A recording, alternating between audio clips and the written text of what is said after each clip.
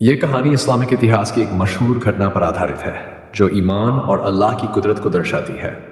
ایک بار کی بات ہے، ایک گاؤں میں ایک بہت ہی نیک اور پرہیزگار عورت رہتی تھی۔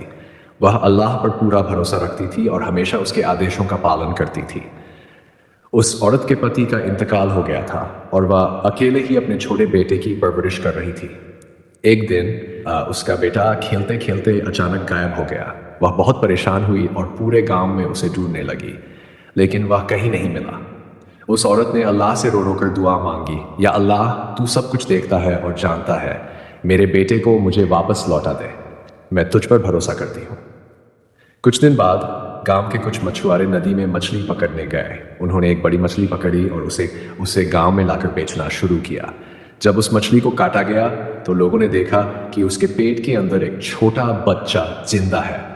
وہ بچہ وہی تھا جو اس عورت کا بیٹا تھا۔ یہ دیکھ کر سبھی لوگ حیران رہ گئے۔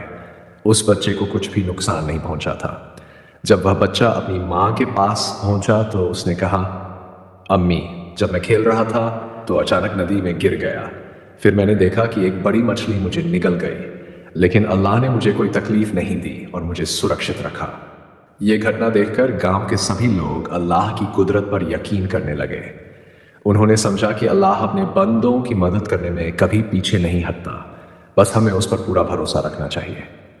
سبق: یہ کہانی ہمیں سکھاتی ہے کہ اللہ کی طاقت اور رحمت ہر چیز پر حاوی ہے۔